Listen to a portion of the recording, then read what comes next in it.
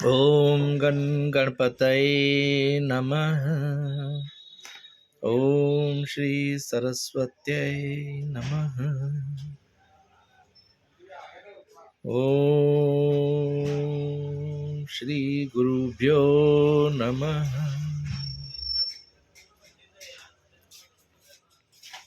श्री स्वामी निश्चल दास प्रणीत विचार सागर, संपादक एवं रूपांतरकार आचार्य डॉक्टर किशोर दास स्वामी। किंतु जहाँ पदार्थ का स्वरूप व्यवहारिक या पारमार्थिक होता है, केवल उनका अनिर्वचनीय संबंध उत्पन्न होता है, वहाँ संसर्गाध्यास होता है। जैसे आनंदादि धर्म विशिष्ट चेतन या अज्ञानादि में होने वाला अध्यास संसर्गाध्यास कहलाता है। कमलादि दोष तथा कानों में बहरापन आदि दोष भी अध्यास के कारण है। जब सीपी के देखने पर यह सीपी है ऐसा सामान्य ज्ञान तो होता है, किंतु यह अमुक प्रकार की सीपी है ऐसा विशेष ज्ञान नहीं होता, तब भी अध्यास होता है। यदि यह अमुक प्रकार की सीपी है ऐसा विशेष ज्ञान हो जाए और यह सीपी है ऐसा सामान्य ज्ञान न हो तो भी अध्यास नहीं होता। इसलिए अधिष्ठान का विशेष रूप से अज्ञान और सामान्य रूप से ज्ञान होना चाहिए, तभी अध्यास होता है। यह सब अध्यास की सामग्री है। यदि इसमें से कोई एक की कमी हो जाए तो भी अध्यास नहीं होता। जैसे कुंभकार घड़ा बनाता है, इसके लिए चाक, डंडा, रस्सी, मिट्टी ये सब घट निर्माण की सामग्री है। इनमें से कोई एक वस्तु न हो तो घट नहीं बन सकता। वैसे अध्यास तभी होता है जब पूरी सामग्री हो। पूर्व पक्ष, वैसे बंध के अध्यास में एक भी कारण दिखाई नहीं देता। किसी भी वस्तु को मिथ्या सिद्ध करने के लिए 5 कारणों की आवश्यकता होती है, यहाँ कोई कारण नहीं।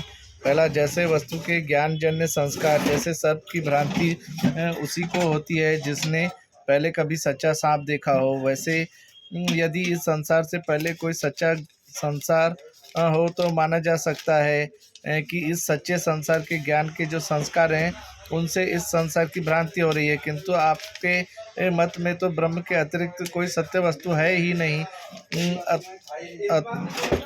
अतोन्यदार्थम आत्मा से अतोन्यदार्थम आत्मा से भिन्न सब कुछ झूठ है। ऐसे श्रुतियों के आधार पर वेदांत का मुख्य सिद्धांत स्थिर किया है। ऐसा माना गया है कि आत्मा से अतिरिक्त कोई सत्य वस्तु है ही नहीं। अब जब इस संसार से पहले दूसरा कोई सत्य संसार था ही नहीं तो उसके संस्कार भी कैसे होंगे? संस्कारों के अभाव में इस संसार की भ्रांति कैसे हो सकती है? इसलिए संसार मिथ्या नहीं, सत्य है। सत्य संसार के रहते आत्मा में बंध का अध्यास बन नहीं सकता। दूसरा, अधिष्ठान में दोष के कारण आत्मा और बंध का सादृश्य भी नहीं घटता है। जैसे रस्सी सर्प का अधिष्ठान है, उसमें सर्प की भ्रांति इसलिए होती है कि वह सर्प के समान लंबी और टेढ़ी मेढ़ी होती है, किंतु गोल मटोल पत्थर में सर्प की भ्रांति कभी हो नहीं सकती। इसी प्रकार आत्मा में संसार की भ्रांति हम तभी मान सकते हैं जब आत्मा भी संसार के समान हो, किंतु आत्मा और संसार तो अंधकार और प्रकाश के समान परस्पर विपरीत स्वभाव वाले हैं। आत्मा अंदर है, संसार बाहर है। आत्मा विषयी है और संसार विषय है। जो प्रकाशित करे वह विषयी और जो प्रकाशित हो वह विषय।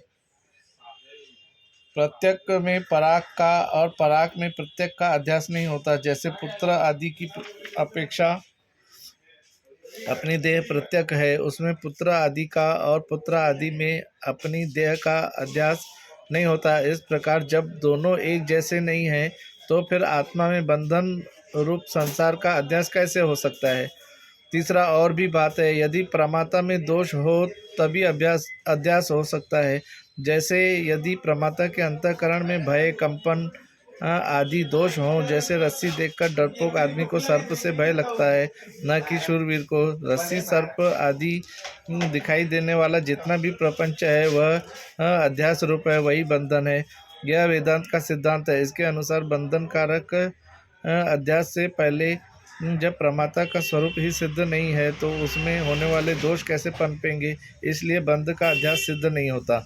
चौथा, विषय में विषयी का और विषयी में विषय का अध्यास नहीं हो सकता। जैसे ये विषय घट आदि में विषयी दीपक आदि का और विषयी दीपक आदि में विषय घट आदि का अध्यास नहीं होता, वैसे सादृश्य के न होने से प्रत्येक विषयी आत्मा में पराक विषय रूप बंध का अध्यास नहीं हो सकता। प्रत्येक और पराक का विरोध है, विषय और विषयी का विरोध है, सादृश्य नहीं, इसलिए बंध का अध्यास आत्मा में सिद्ध नहीं हो सकता। पांचवा, बंध के अधिष्ठान ब्रह्म का विशेष रूप से अज्ञान नहीं हो सकता, क्योंकि बंध का अधिष्ठान जो ब्रह्म है वह स्वयं प्रकाश ज्ञान रूप है। वह उस स्वयं प्रकाश ज्ञान रूप ब्रह्म में अज्ञान टिक नहीं सकता। जैसे सूर्य में अंधकार, जैसे प्रकाशवान सूर्य से अंधकार का विरोध है, वैसे प्रकाश रूप चेतन और तम रूप अज्ञान का परस्पर विरोध है। जैसे सूर्य के पास उड़ती हुई कोई चील चली जाए तो वह जलकर राख हो जाती है, वैसे ही ज्ञान के पास अज्ञान चला जाए तो वह भस्म हो जाता है। यदि अधिष्ठान का अज्ञान मान भी लिया जाए तो भी अध्यास नहीं बन सकता, क्योंकि अत्यंत अज्ञात में और अत्यंत ज्ञात में अध्यास नहीं हुआ करता, किंतु विशेष रूप से अज्ञात और सामान्य रूप से ज्ञात में ही अध्यास हुआ करता है। परंतु ब्रह्म सामान्य विशेष भाव से रहित है और वह तो निर्विशेष है, यह सिद्धांत है। इसलिए विशेष रूप से अज्ञात और सामान्य रूप से ज्ञात ब्रह्म बन नहीं सकता। यदि आप अध्यास के लोभ से ब्रह्म में भी सामान्य विशेष भाव करने लगे तो आपको अपना सिद्धांत ही छोड़ना पड़ेगा। इस प्रकार निर्विशेष प्रकाश रूप का विशेष रूप से अज्ञान और सामान्य रूप से ज्ञान न होने से उसमें अध्यास नहीं बन सकता। आपका यह कहना भी नहीं बनता कि ब्रह्म में बंध अध्यास रूप है, क्योंकि बंध सत्य है।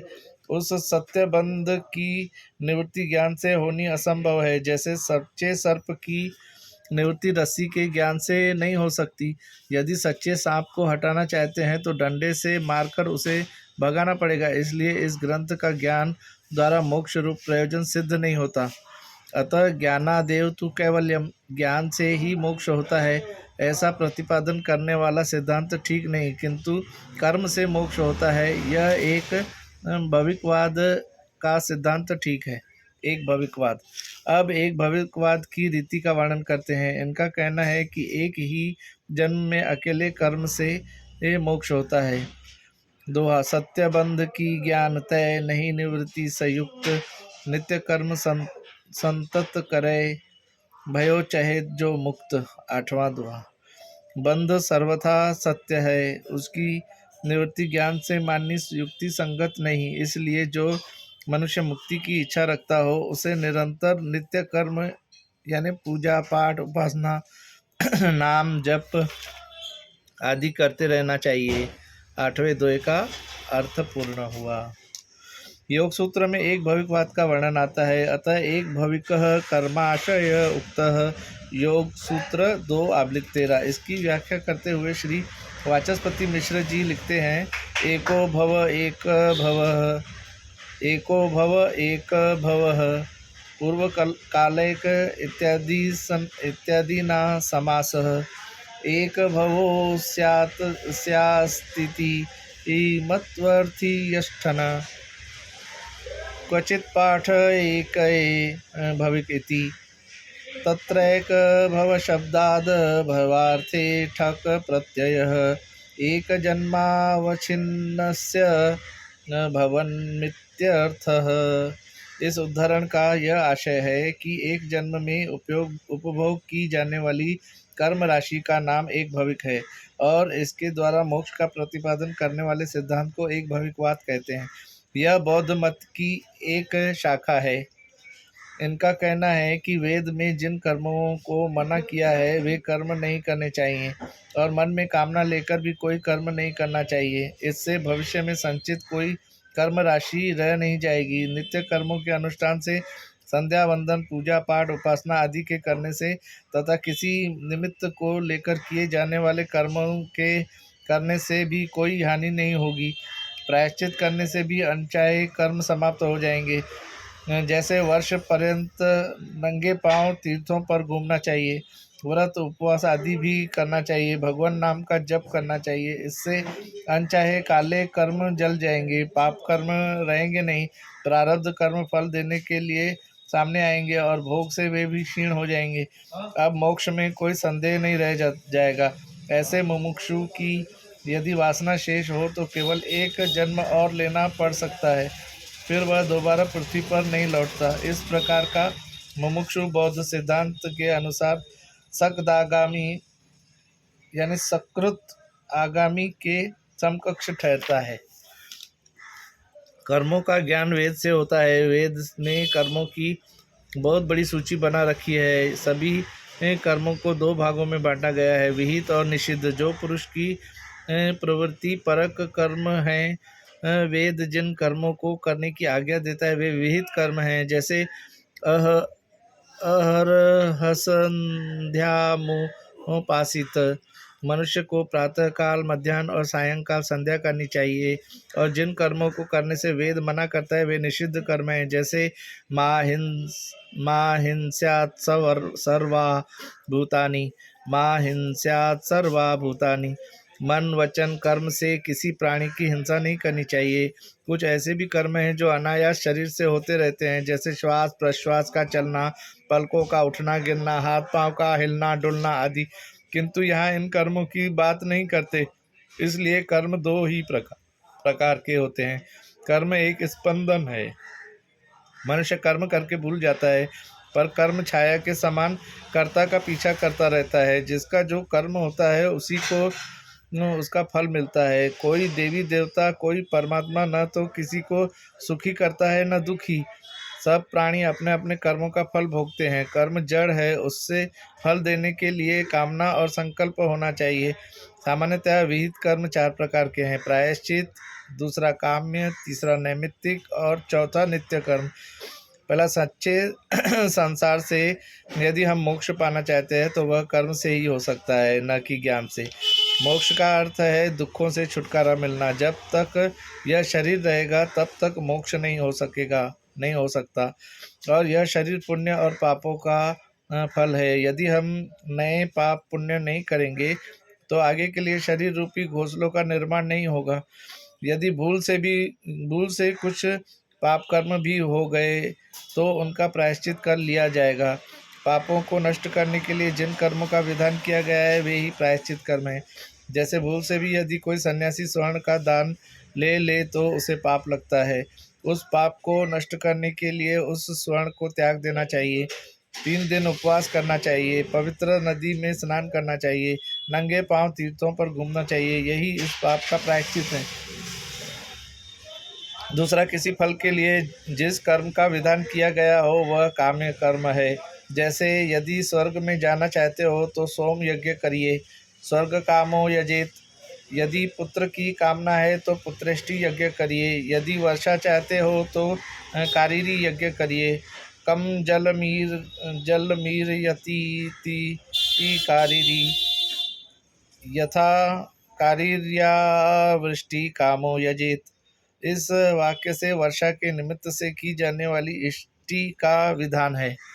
तीसरा, जिस कर्म के न करने से पाप लगता हो और करने से पाप पुण्य रूप कोई फल न मिलता हो, एवं सदा सदा के लिए जिसका विधान न किया गया हो किंतु किसी विशेष अवसर के लिए विहित हो, वह नैमित्तिक कर्म है। जैसे यदि सूर्य ग्रहण लगा हो तो बहते पानी में स्नान करना, पंचगव्य का पान करना आदि कर्म।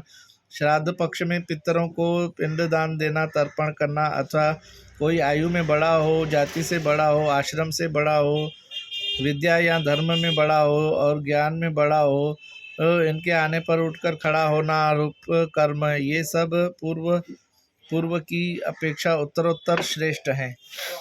चौथा, जिस कर्म के न करने से पाप लगता हो और करने से कोई फल न मिलता हो तथा जिसका सदा सदा के लिए विधान हो वह नित्य कर्म कहा जाता है। जैसे स्नान, संध्या, ध्यान, देव दर्शन, पूजा पाठ आदि कर्म नित्य प्रति करने चाहिए। इनके करने से आपको कोई फल मिलेगा यह वादा हम नहीं करते, किंतु न करने से पाप अवश्य लगेगा।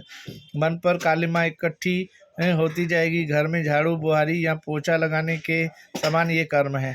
इस प्रकार 4 प्रकार के विहित कर्म और 1 प्रकार का निषिद्ध कर्म, ये सब मिलाकर 5 प्रकार के कर्म होते हैं। मोक्ष को चाहने वाला काम्य और निषिद्ध कर्म तो करेगा नहीं, क्योंकि काम्य कर्म से उत्तम स्वर्गलोक, जनलोक और तपोलोक आदि की प्राप्ति होती है, और निषिद्ध कर्मों से अतल, वितल, सुतल, तलातल आदि में नीचे के लोगों की। इसलिए इन दोनों कर्मों को छोड़कर नित्य कर्मों को करना चाहिए, और जब कभी नैमित्तिक कर्म सामने आए तो उसे भी कर लेना चाहिए, क्योंकि नित्य नैमित्तिक कर्म न करने से मन पर कालिमा इकट्ठी होगी और मनुष्य पाप का भागी होगा, और उस पाप से कुत्ता, बिल्ली, शेर, सियार आदि योनियों में जाएगा।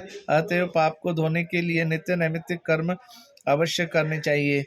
इन दोनों कर्मों को करने से फल तो कुछ मिलता नहीं, पर न करने से पाप अवश्य होता है। यदि इन कर्मों को निरंतर करता रहे तो पाप का स्पर्श नहीं होता। इसलिए मुमुक्षु को नित्य नैमित्तिक कर्म करने चाहिए। यदि कभी भूल से निषिद्ध कर्म हो भी जाए तो उसका दोष दूर करने के लिए प्रायश्चित कर्म कर लेना चाहिए। यदि इस जन्म में कोई उपाय न हुआ हो तो भी आगामी जन्म के पाप मिटाने के लिए प्रायश्चित कर्म करने चाहिए, पर इनमें अंतर इतना होगा कि जो किसी पाप विशेष को मिटाने के लिए शास्त्र द्वारा विहित कर्म है उन्हें असाधारण प्रायश्चित कहा जाएगा, जैसे पहले कहा हुआ उपवास आदि। और जो सब पापों को दूर करने के लिए शास्त्र द्वारा विहित है वह साधारण प्रायश्चित कहलाएगा, जैसे गंगा स्नान, नंगे पांव से विचरण, ईश्वर के नाम का उच्चारण आदि।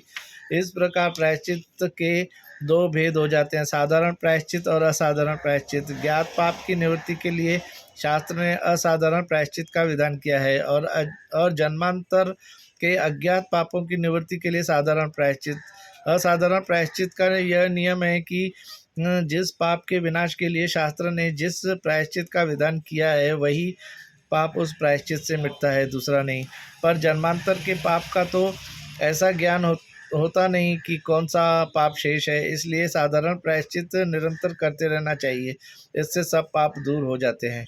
परंतु जिन साधारण प्रायश्चित गंगा स्नान आदि का वर्णन कर चुके हैं वे केवल प्रायश्चित ही नहीं है बल्कि कामना पूर्ति करने वाले भी हैं, क्योंकि शास्त्र में बताया गया है कि गंगा में स्नान करने से और ईश्वर का नाम जपने से वैकुंठ आदि लोकों की प्राप्ति होती है। इसलिए वे काम्य कर्म हैं और पाप के नाशक होने से प्रायश्चित रूप भी हैं। जैसे अश्वमेघ यज्ञ, ब्रह्म हत्या आदि पापों का विनाशक भी है और स्वर्ग प्राप्ति का साधन भी है, वैसे ही गंगा स्नानादि भी पापों को नष्ट करते हैं और वैकुंठ आदि लोकों की प्राप्ति भी कराते हैं। ये केवल प्रायश्चित नहीं है, क्योंकि गंगा स्नान आदि से उत्तम लोकों की प्राप्ति होती है, किंतु मुमुक्षु वहाँ जाना नहीं चाहता। जिसे उत्तम लोक जाने की इच्छा होती है उसे तो गंगा स्नान आदि उसका पाप नष्ट करके उस प्राणी को उत्तम लोक में पहुँचाते हैं, किंतु जिसे उस लोक की कामना नहीं होती उसके केवल पाप नष्ट करते हैं। इसलिए कामनाओं के साथ इसका अनुष्ठान काम्य रूप प्रायश्चित है, और यदि लोक कामना के बिना इनका अनुष्ठान किया जाए तो वह केवल प्रायश्चित रूप है। वेदांत का यह सिद्धांत है कि जितने भी कर्म हैं यदि सकाम भाव से किए जाएं तो प्राणी को संसार में पटक देते हैं, और यदि निष्काम भाव से कोई करता है तो उस व्यक्ति के अंतःकरण की शुद्धि करते हैं और मोक्ष के हेतु बनते हैं। जैसे एक ही गंगा स्नान तथा ईश्वर के नाम का स्मरण सकाम के लिए काम्य प्रायश्चित तथा निष्काम व्यक्ति के लिए केवल प्रायश्चित है, इसलिए मुमुक्षु को साधारण प्रायश्चित रूपी कर्म करते रहना चाहिए। इस प्रकार बिना ज्ञान के ही जन्म जन्मांतर के सभी पापों का नाश हो जाता है। निष्काम कर्म बांझ होते हैं,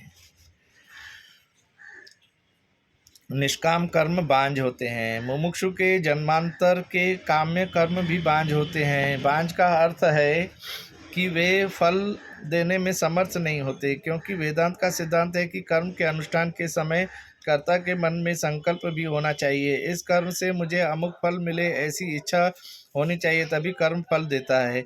यदि कामनाओं के साथ कर्मों का अनुष्ठान किया जाए तो वे स्वर्ग आदि फल प्राप्ति के कारण होते हैं, और यदि कर्ता निष्काम भाव से कर्म करता है तो उनसे स्वर्ग आदि फल नहीं मिलता। हमारे एक भविकवाद में भी कर्म के संपन्न हो जाने के पश्चात भी व्यक्ति के मन में कामना होने पर ही फल मिलता है। जब मनुष्य मोक्ष को पाना चाहता है तो उसके मन में कोई इच्छा ही नहीं रह जाती। इसलिए जन्मांतर में होने वाले काम्य कर्म भी फल उत्पन्न करने में समर्थ नहीं होते। जैसे किसी व्यक्ति ने धन प्राप्ति की कामना से किसी देवता की आराधना की, किंतु यदि आराधना पूर्ण होने से पहले ही धन की कामना न रहे तो धन प्राप्ति रूप फल उसे नहीं मिलेगा। वैसे ही जन्मांतर के लिए किए जाने वाले कर्मों के मूल में यदि इच्छा नहीं है तो मुमुक्षु को फल नहीं मिलता। इस प्रकार केवल कर्म से ही मोक्ष सिद्ध होता है, ज्ञान की आवश्यकता नहीं। कर्म से मोक्ष मिलने की प्रक्रिया। अब कर्म से मोक्ष कैसे मिलता है वो प्रक्रिया बता रहा है पूर्व पक्षी, सिद्धांत पक्ष नहीं है ये। एक, वर्तमान जन्म में काम्य और निषिद्ध कर्म तो किए नहीं जिससे कि ऊपर के लोकों और नीचे के लोकों की प्राप्ति हो सके। दूसरे जन्म के प्रारब्ध काम्य और निषिद्ध कर्मों का भोग के द्वारा सर्वथा नाश हो ही गया। नित्य नैमित्तिक कर्मों के न करने से जो पाप होता है वह उनके करने से होगा नहीं। जन्मांतर के संचित और निषिद्ध कर्म साधारण प्रायश्चित के अनुष्ठान से नष्ट हो जाएंगे। जन्मांतर का संचित काम्य कर्म भी फल उत्पन्न नहीं करेगा, क्योंकि मुमुक्षु के मन में कोई कामना या संकल्प नहीं है। इसलिए मुमुक्षु के लिए यह आवश्यक है कि वह नित्य नैमित्तिक एवं साधारण प्रायश्चित रूप कर्म निरंतर करता रहे। यदि इस जन्म में कभी भूल से निषिद्ध कर्म हो भी जाए तो असाधारण प्रायश्चित के द्वारा उनकी कालिमा को उतार फेंकना चाहिए। दूसरा, अथवा साधारण और असाधारण प्रायश्चित बहुत दुरूह हैं, वे श्रम साध्य हैं, अतः उनकी अपेक्षा आपको एक सुगम मार्ग बताते हैं। नित्य नैमित्तिक कर्म ही करता रहे और प्रायश्चित कर्म नहीं करे, क्योंकि मुमुक्षु के संचित निषिद्ध कर्म और कामना युक्त कर्म नष्ट हो जाते हैं। जैसे वेदांत मत में ज्ञानमान के ज्ञानाग्नि से संचित कर्म दग्ध हो जाते हैं, वैसे ही हमारे एक भविकवाद में भी निषिद्ध और काम्य कर्मों का त्याग करने से नित्य नैमित्तिक कर्म करने वाले मुमुक्षु के संचित कर्म नष्ट हो जाते हैं। तीसरा, अथवा यद्यपि ऐसी मान्यता है कि संचित कर्म बिना मोक्ष के क्षीण नहीं होता, यदि कर्मों के फल का उपभोग नहीं करेंगे तो वह बना रहेगा। पूर्व जन्म में किए हुए पाप पुण्य का फल अवश्य भोगना ही पड़ेगा। अतः यद्यपि मुमुक्षु के संचित कर्म नष्ट नहीं हो सकते, किंतु उसका एक दूसरा विकल्प भी तो है। यदि संचित कर्म काम्य और निषिद्ध के साथ मिल जाए तो तीनों का फल होता है, एक जन्म धारण करना। इसलिए मुमुक्षु को एक जन्म और हो सकता है, तदनंतर वह मुक्त हो जाएगा।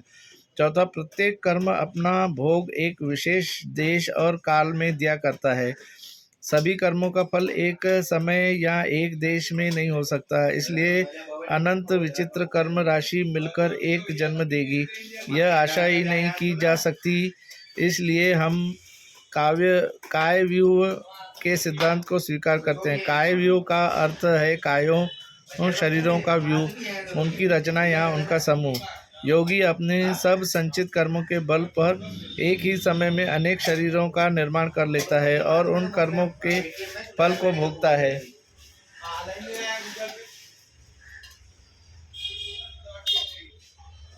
वैसे ही मुमुक्षु अपने अगले एक जन्म में सब कर्मों का फल भोग लेगा। पांचवा, अब प्रश्न है कि कायव्यूह की रीति से यदि अनंत कर्म अपना फल देंगे तो उनमें पाप राशि अनंत दुख भी देगी, फिर तो अगले जन्म में दुखों के डर से कोई मुमुक्षु इस मार्ग पर पांव ही नहीं रखेगा। इस आशंका को दूर करते हुए कहते हैं कि इसका यह समाधान है कि नित्य और नैमित्तिक कर्म करने से जो क्लेश होता है वही जन्मांतर के संचित और निषिद्ध कर्मों का फल है। इसलिए जन्मांतर के संचित निषिद्ध कर्म दूसरा जन्म नहीं दे सकते। जो संचित काम्य कर्म हैं वे एक जन्म अथवा एक ही समय में अनंत शरीर उत्पन्न करेंगे, जिससे मुमुक्षु को अगले जन्म में दुख का लेश मात्र भी नहीं भोगना पड़ेगा, वह केवल सुख का उपभोग करेगा, क्योंकि शरीर तो जन्मांतर के संचित और विहित कर्मों का फल है तथा संचित एवं निषिद्ध कर्मों का फल क्लेश हैं। वे नित्य नैमित्तिक कर्मों के अनुष्ठान से दूर हो चुके हैं, उनका फल भोग लिया गया है। इस प्रकार प्रायश्चित कर्म के बिना ही केवल नित्य और नैमित्तिक कर्मों के अनुष्ठान से ही मोक्ष हो जाता है। किसी निमित्त के उपस्थित होने पर जो कर्म किया जाता है वही नैमित्तिक कर्म है। ग्रहण आदि काल और गया आदि देश ही इसमें निमित्त हैं। इन निमित्तों के आने पर श्राद्ध आदि कर्म करने चाहिए और नित्य कर्म निरंतर करने चाहिए। यह एक भविष्यवाद की मान्यता है। ज्ञान से बंध निवृत्ति ग्रंथ का प्रयोजन नहीं,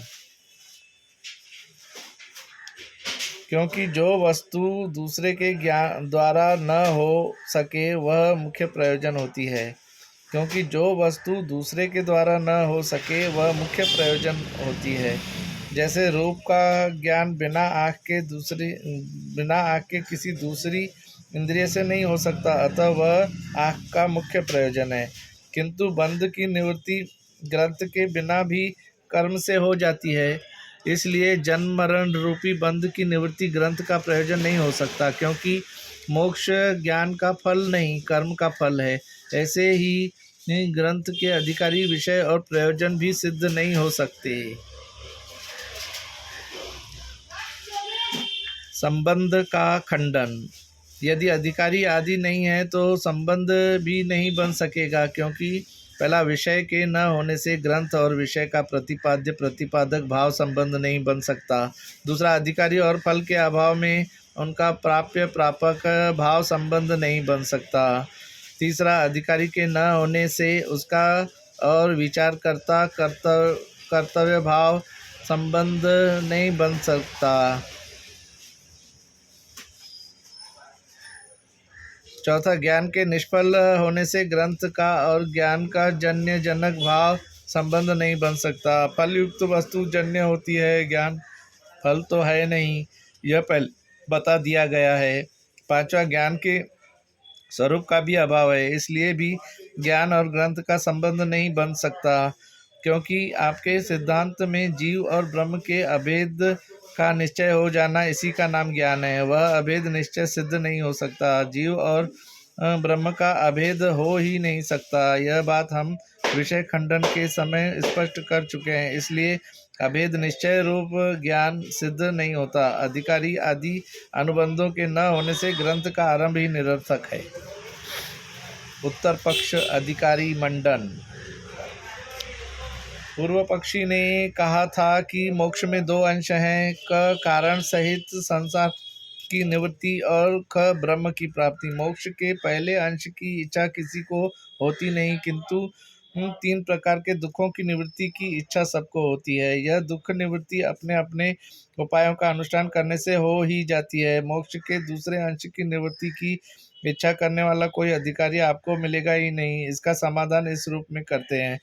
दोहा, मूल सहित जग हानि बिन वय न त्रिविध दुख ध्वंस, याते जन चाहत सकल प्रथम मोक्ष को अंश। नवा दोहा, कारण सहित जगत की निवृत्ति हुए बिना तीन प्रकार के दुखों का नाश हो नहीं सकता, इसलिए सब लोग मोक्ष के पहले अंश की इच्छा करते हैं। नवे दोहे का अर्थ हुआ, अर्थात जगत के मूल कारण अज्ञान और जगत दोनों के नाश के बिना तीन प्रकार के दुखों का नाश नहीं होता। मूल अविद्या के नष्ट होने से सब दुख दूर हो जाते हैं और दुखों के कारण रोग आदि के आधार शरीर आदि का भी प्रारब्ध के समाप्त होते ही नाश हो जाता है। इसलिए तीन प्रकार के दुख नाश के निमित्त कारण के साथ जगत की निवृत्ति रूप मोक्ष के प्रथम अंश को सभी व्यक्ति चाहते हैं। तात्पर्य यह निकला कि जो लोग दवा दारू रस रसायन सेवन करने में समर्थ हैं, उनके भी दुख निश्चित रूप से दूर नहीं होते। बहुतों के रोगादि से पैदा होने वाले दुख औषध आदि उपायों से दूर भी हो जाते हैं, कितनों के नहीं भी होते। दुख दूर हो जाने पर दोबारा भी हो ही जाते हैं, इसलिए औषध आदि उपायों से दुख की सदा के लिए निवृत्ति नहीं होती। जो एक बार मिट जाने पर दोबारा उत्पन्न न हो वह आत्यंतिक निवृत्ति है। औषध आदि उपायों से दुख सदा के लिए दूर नहीं होता, दूर होकर भी पुनः उत्पन्न हो जाता है, इसलिए इन उपायों से दुख की आत्यंतिक निवृत्ति नहीं हो सकती। अतः मानना पड़ेगा कि दुख के सब साधनों का नाश होने पर ही सब दुखों की आत्यंतिक निवृत्ति हो सकती है। जब कारण ही नहीं रहा तो दुख कैसे होगा। अतः दुख निवृत्ति के लिए दुख के कारण की निवृत्ति की इच्छा तो सबको होती है। दुख का कारण है अज्ञान और उसका कार्य है प्रपंच। यह बात छांदोग्य उपनिषद में भूमा विद्या के प्रसंग में कही गई है।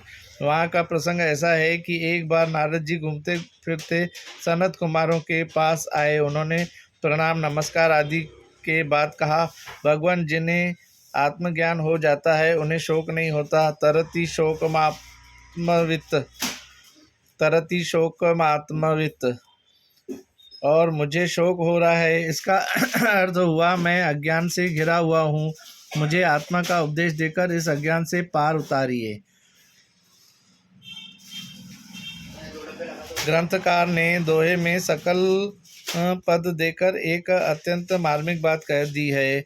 दूसरी तरंग के दूसरे दोहे में विवेकी पद दिया था, वहाँ विवेकी का तात्पर्य सांख्याचार्य मोक्ष के प्रथम अंश को नहीं चाहते, और अब कहा कि सकल जन चाहते हैं। इसका यह तात्पर्य निकला कि विकल जन भले ही न चाहें, किंतु सकल तो चाहते ही हैं। सांख्य त्रयोदशी तिथि के चंद्रमा के समान है, उनमें दो कलाएं कम हैं। क पुरुष की एकता वह नहीं मानता। उसके मत में प्रति शरीर के भेद से पुरुष भिन्न भिन्न है। पुरुष बहुत्वम सिद्धम और ख प्रकृति की अनिर्वचनीयता, ये दोनों कलाएं वेदांत में जाकर पूर्ण होती हैं। अतः वेदांत दर्शन और उसका स्वाध्याय करने वाले लोग हैं सकल, 16 कलाओं से परिपूर्ण। उनका ज्ञान अधूरा कैसे हो सकता है? वे भली प्रकार जानते हैं कि रोग का निदान जान लेने मात्र से कोई रोग दूर नहीं होता, अपितु अनुपान के साथ औषधि का सेवन करने से और परहेज करने से ही दूर होता है।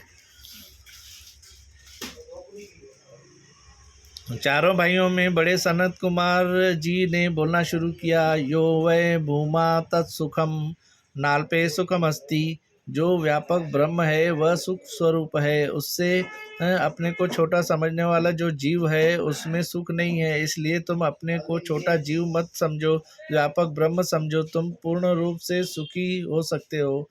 इस प्रकार ब्रह्म से भिन्न जो वस्तुएं दिखाई देती है वे सब दुख रूप हैं। अज्ञान और उसका कार्य प्रपंच ब्रह्म से भिन्न है, इसलिए ये दुख के साधन है। इनकी निवृत्ति से ही सब दुखों की नियम से आत्यंतिक निवृत्ति होती है। अतएव समस्त दुखों की निवृत्ति के लिए अज्ञान सहित प्रपंच की निवृत्ति रूप मोक्ष के प्रथम अंश की इच्छा सिद्ध हो जाती है। पूर्व पक्षी ने कहा था कि जिस वस्तु का अनुभव किया हो उसे ही प्राप्त करने की इच्छा होती है। ब्रह्म का किसी ने प्रत्यक्ष अनुभव तो नहीं किया नहीं, और न ही उससे कभी कोई मेल मुलाकात होती है, तब ब्रह्म प्राप्ति रूप मोक्ष के दूसरे अंश की इच्छा किसी को क्यों कर होगी? इसका समाधान करते हैं। दोहा कि अनुभव सुख को सबही ब्रह्म शून्यो सुख रूप। ब्रह्म प्राप्ति या हेतु तय चहत विवेकी भूप। 10वां दोहा। सब लोगों ने सुख का अनुभव किया ही है और उसकी इच्छा भी सबको होती है। ब्रह्म नित्य सुख स्वरूप है, उससे ऊंचा कोई सुख नहीं है। सुख मात्यंतिकम यत वत्तत, ऐसा गीता आदि श्रेष्ठ शास्त्रों से सुन रखा है। इसलिए उत्तम विवेकशील पुरुष सुख स्वरूप ब्रह्म की प्राप्ति करना चाहते हैं। 10वें दोहे का अर्थ पूर्ण हुआ। दोहा केवल सुख सब जन चाहें, नहीं विषय की चाह। अधिकारी आते बने वह जू विवेकी ना। 11वां दोहा। सब लोग केवल उत्तम सुख चाहते हैं, विषय सुख की चाह कोई नहीं रखता। इसलिए विवेकी ना, विवेकियों के साथ उत्तम पुरुष। विवेकी ना यानी विवेकियों के नाथ उत्तम पुरुष। विवेकी नाह इस ग्रंथ के अधिकारी हो सकते हैं। 11वें दोहे का अर्थ पूर्ण हुआ। सिद्धांती आपने कहा कि सब सिद्धांती, अब ये सिद्धांती कह रहे हैं, आपने कहा कि सब लोग विषय सेवन से मिलने वाले सुख की इच्छा करते हैं, और मोक्ष में तो विषयों से पैदा होने वाला सुख होता नहीं, किंतु संसार के पदार्थों से वह सुख प्राप्त होता है। अतः मोक्ष की इच्छा वाले अधिकारी के न होने से ग्रंथ का आरंभ करना ही व्यर्थ है। इसके उत्तर में हम आपसे पूछते हैं कि क मुमुक्षु है या नहीं। यदि आप कहें कि ख मुमुक्षु है किंतु उसकी ही ग्रंथ में प्रवृत्ति नहीं होती। पूर्व पक्षी, हम मुमुक्षु कोई है ऐसा नहीं मानते। सिद्धांती, बहुत बड़ा झूठ आप बोलते हैं, आप मिथ्यावादी हैं, क्योंकि सब लोग समस्त दुखों का नाश और नित्य सुख प्राप्ति की इच्छा करते हैं। यही मोक्ष है। मोक्ष का क्षय होना ही मोक्ष है, अतः सब मुमुक्षु हैं। पूर्व पक्षी, किंतु मेरा कहना तो यह है कि सब लोग विषय सुख चाहते हैं, ब्रह्म सुख नहीं। इसका आपके पास क्या उत्तर है? सिद्धांती, वे मात्र सुख चाहते हैं। आपको ऐसा कहना चाहिए। फिर वह सुख विषयों से मिलने वाला हो अथवा विषयों के बिना। यदि सब लोग विषयों से मिलने वाला सुख ही चाहते हों तो सुषुप्ति के सुख की इच्छा नहीं होनी चाहिए। सुषुप्ति में विषयों से मन का संबंध टूट जाता है। जागने पर मनुष्य कहता है, आज मैं कितने सुख से सोया, क्या ही अच्छा हो यदि ऐसा सुख सदा मिलता रहे। किंतु सुषुप्ति का सुख विषयों से पैदा होने वाला नहीं है। इसलिए सभी प्राणी सुख मात्र को चाहते हैं, केवल विषय जन्य सुख को नहीं। जो सुख को चाहे सदा शरण ब्रह्म की ले। वास्तव में देखा जाए तो सब लोग आत्म सुख की ही कामना करते हैं, विषय जन्य सुख की इच्छा नहीं करते, क्योंकि विषय जन्य सुख क्षणिक होता है और सबको थोड़ा बहुत प्राप्त होता ही रहता है। फिर भी मन में ऐसी इच्छा सदा बनी रहती है कि हमें ऐसा सुख प्राप्त हो जो सर्वोत्तम हो और कभी नष्ट न हो। ऐसा सुख अज्ञान के हटने पर और आत्मा के अपने शुद्ध स्वरूप में स्थिर होने पर ही होता है। उस सुख की अनुभूति ही मोक्ष है। अतः सब मुमुक्षु हैं। आपका यह कहना कि कोई मुमुक्षु नहीं, सरासर झूठ है।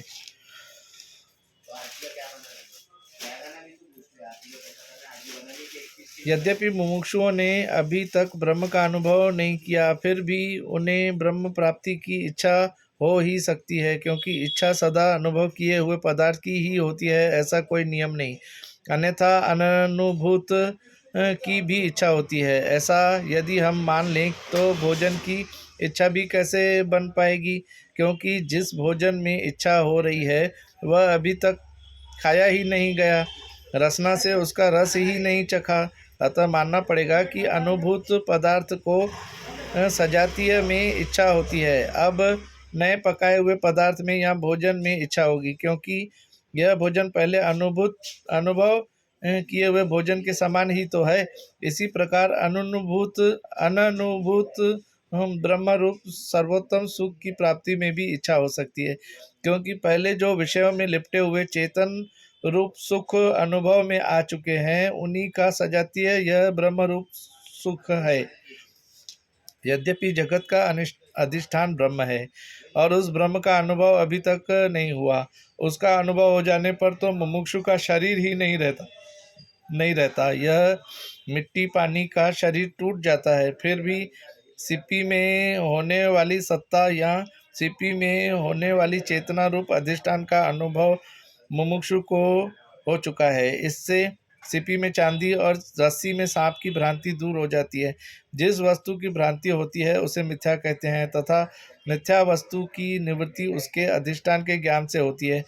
उन अधिष्ठानों के समान शुद्ध ब्रह्म भी अधिष्ठान है। संसार रूप दुख की निवृत्ति ब्रह्म ज्ञान से होती है, अतः उसके ज्ञान की इच्छा किसी को क्यों न होगी। उसके ज्ञान से ही तो संसार का भ्रम दूर होता है।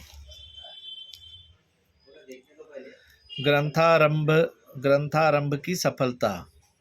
पूर्व पक्षी, सभी लोग मुमुक्षु हैं। आपकी यह बात थोड़ी देर के लिए हम मान लेते हैं, किंतु उन सब की प्रवृत्ति ग्रंथ के अध्ययन में होगी यह संभव नहीं, इसलिए ग्रंथ का आरंभ निष्प्रयोजन है। पूर्व पक्षी कहता है, सिद्धांती, हमारे 3 प्रश्नों का उत्तर आप दीजिए। क, यह ग्रंथ मोक्ष का साधन नहीं, ऐसा मानने पर ग्रंथ में प्रवृत्ति नहीं होती क्या? ख, अथवा ग्रंथ से भिन्न कोई दूसरा उपाय है जिसमें प्रवृत्ति होने से ग्रंथ में प्रवृत्ति नहीं होगी?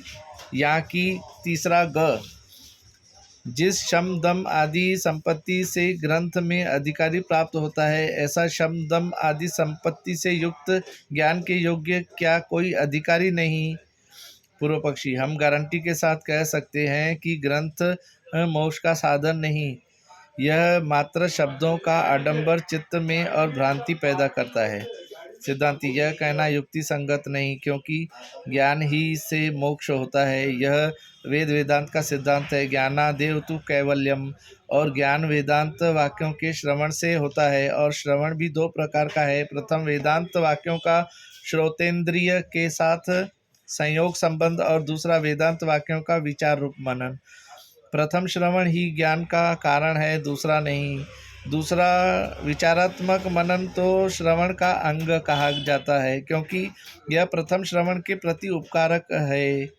अतः द्वितीय श्रवण का प्रथम श्रवण में और प्रथम श्रवण का ब्रह्म साक्षात्कार में उपयोग होता है, क्योंकि शब्द से उत्पन्न होने वाले ज्ञान में इंद्रिय के साथ शब्द का संयोग ही मुख्य कारण होता है। इसलिए वेदांत वाक्य और श्रोत्र का संयोग रूप श्रवण ब्रह्म ज्ञान का हेतु है। अवान्तर वाक्य के सुनने से परोक्ष ज्ञान होता है और महावाक्य के सुनने से अपरोक्ष ज्ञान। यह बात पहले कह आए हैं। जिस व्यक्ति को ज्ञान होने पर भी असंभावना और विपरीत भावना होती हो, उसे दोबारा श्रवण मनन और निधिध्यासन करना चाहिए। उससे ये लाभ होते हैं। पहला, वेदांत वाक्य सुनकर उस पर विचार करने से वेदांत वाक्य में होने वाली असंभावना दूर होती है। वेदांत वाक्य ब्रह्म का प्रतिपादन करते हैं या किसी दूसरे अर्थ का, ऐसे संशय का होना वेदांत वाक्यगत असंभावना कहलाती है, जो वेदांत वाक्यों के विचार से दूर होती है।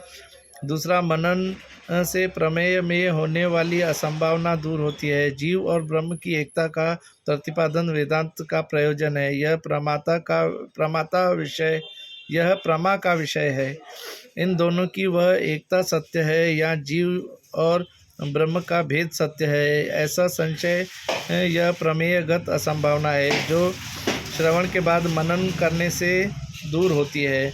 तीसरा, विपरीत भावना निधिध्यासन से दूर होती है। निधिध्यासन का अर्थ है निरंतर ब्रह्म का ध्यान करना।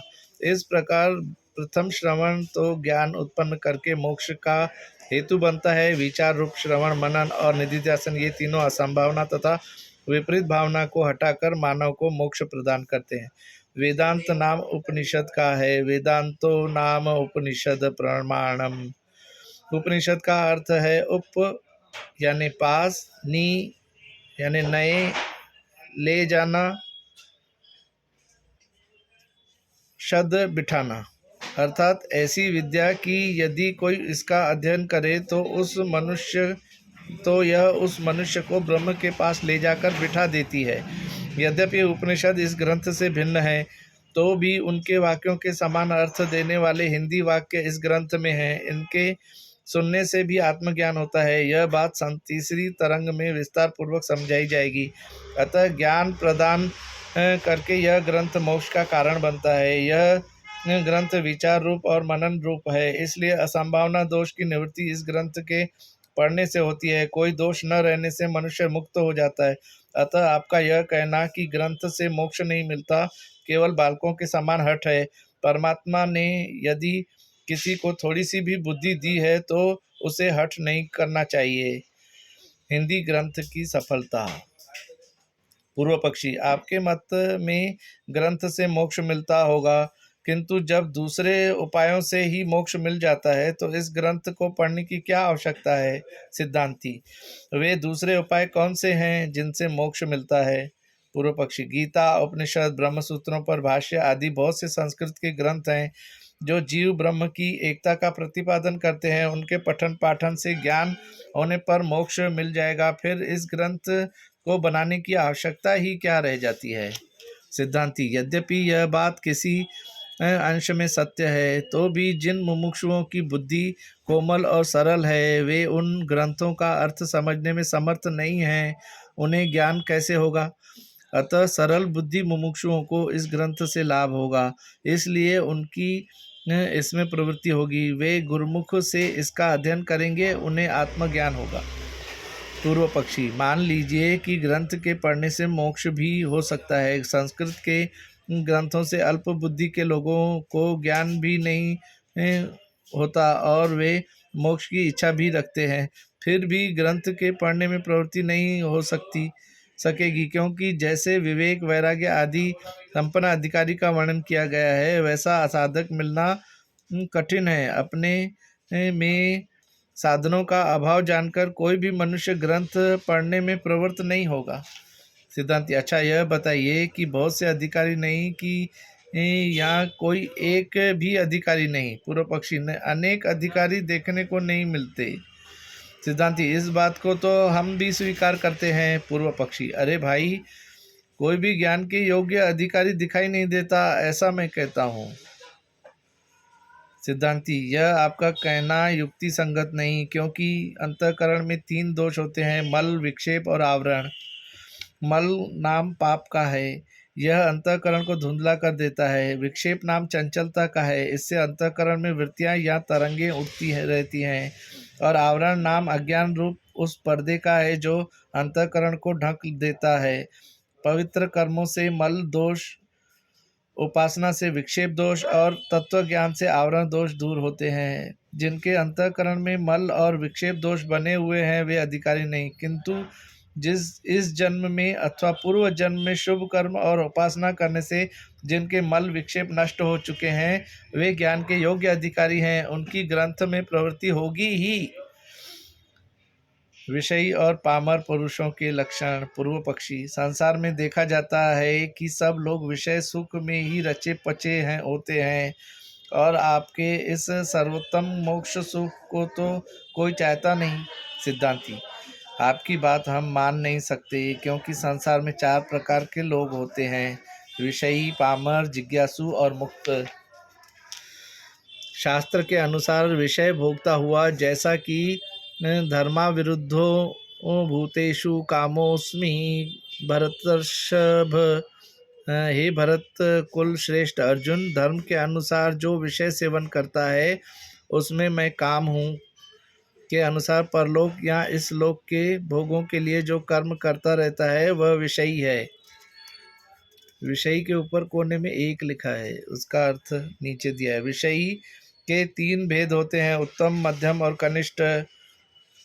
इनमें जो ब्रह्मलोक की लिप्सा करके सकाम कर्मों में प्रवृत्त होता है वह उत्तम विषयी है। जो केवल स्वर्ग में प्रवेश पाने के लिए सकाम कर्मों को करता है वह मध्यम विषयी है। जो इस लोक में ही राज्य, पद, प्रतिष्ठा आदि विषयों की इच्छा से उनके साधन सकाम कर्मों को करता है उसे कनिष्ठ विषयी कहते हैं। इस लोक के निषिद्ध तथा विहित कर्मों में आसक्त संस्कारहीन जो पुरुष हो वह पामर है। इस लोक के निषिद्ध तथा विहित कर्मों में आसक्त संस्कारहीन जो पुरुष हो वह पामर है। पामर के ऊपर 2 लिखा है, इसका अर्थ बताए। पामर के भी 3 भेद हैं, उत्तम, मध्यम और कनिष्ठ। उत्तम पामर, जो शास्त्र का जानकार होकर इस लोक के तुच्छ भोगों में डूबा रहता है उसे उत्तम पामर कहते हैं। मध्यम पामर, जिसने दूसरे के मुख से शास्त्र को सुना है पर उनमें विश्वास नहीं रखता और सांसारिक भोगों में आसक्त रहता है उसे मध्यम पामर कहते हैं। कनिष्ठ पामर, जो शास्त्रों या धर्म के संस्कारों से सर्वथा हीन हो, केवल संसार के भोगों में फंसा हुआ हो, वो कनिष्ठ पामर है। जिज्ञासु का लक्षण। जो पुरुष उत्तम संस्कारों से संपन्न होकर श्रेष्ठ शास्त्र का मनन चिंतन करता है वह जिज्ञासु है। उसे ऐसा एहसास होता है कि विषय सुख अनित्य हैं, प्रत्येक पदार्थ के साथ कुछ न कुछ दुख मिला रहता है। फूल समझकर हाथ बढ़ाते हैं तो कांटे लगते हैं। प्रत्येक वस्तु परिवर्तनशील एवं तपाने वाली है। संसार की प्रत्येक सुख कारक वस्तु अंत में दुख रूप में परिणत होती है। किसी भी क्षण में वह नष्ट हो जाती है। विषय सुख मीठा विष है और दुख देने वाला है। इस दुख की निवृत्ति लौकिक उपायों से नहीं होती, क्योंकि जो जो उपाय किए जाते हैं उनसे सब दुख दूर नहीं होते। एक बार दूर होने पर भी फिर सिर उठाकर सामने आ खड़े होते हैं। जब तक शरीर है तब तक दुखों का तांता लगा रहता है। शरीर पाप और पुण्य की सामग्री से बनते हैं। मनुष्य शरीर आपस में मिले हुए पाप पुण्य कर्मों का फल है। देव शरीर भी मिले हुए पाप पुण्य कर्मों का ही फल है। यदि देव शरीर मात्र पुण्यों का फल होता तो उसे अपने ऐश्वर्य से अधिक दूसरे का ऐश्वर्य देखकर ईर्ष्या नहीं होती। देवताओं में भी राग, द्वेष, ईर्ष्या आदि होते हैं। सामान्य देवों की तो बात ही क्या है। देवों के स्वामी इंद्र को भी दैत्य दानवों के आक्रमण का सामना करना पड़ा है। उसे सदा भय लगा रहता है। ये सब दुख हैं। शास्त्रों का कहना है यदि देव शरीर अकेले पुण्य का ही फल रहता होता तो इंद्र आदि को दुख नहीं होना चाहिए था। इसलिए देव शरीर भी पुण्य और पाप दोनों का मिश्रित फल है। श्रुति में जो कहा गया है कि देवताओं में पाप नहीं होता, तो उसका मात्र इतना ही तात्पर्य है कि कर्म का अधिकार केवल मनुष्य शरीर को है, देवों को नहीं। देव तो स्वर्ग में यहाँ किए हुए कर्मों का फल भोगते हैं। स्वर्ग में देव शरीरों में किए गए पाप पुण्य का फल देवों को नहीं भोगने को मिलता, किंतु देव शरीर मिलने से पहले मानव शरीरों द्वारा किए गए शुभाशुभ कर्मों का फल तो देवों को भी भोगना ही पड़ता है। इसलिए देव शरीर भी मिश्रित पाप पुण्य कर्मों का फल है। मुख्य रूप से 3 प्रकार के प्राणी होते हैं: ऊर्ध्व स्त्रोत, अधः स्त्रोत और तिर्यक स्त्रोत। ऊर्ध्व स्त्रोत वृक्षादिक हैं। ये जड़ों के द्वारा भोजन ऊपर को की ओर खींचते हैं। मनुष्य अधः स्त्रोत हैं। उनका खाया पिया अन्न रस नीचे की ओर से विसर्जित हो जाता है और चलते या उड़ते समय या रेंगते समय जिनका मेरुदंड पृथ्वी के समानांतर रहता है उन्हें तिर्यक कहते हैं। तिरश्चा गच्छति तिर्यक।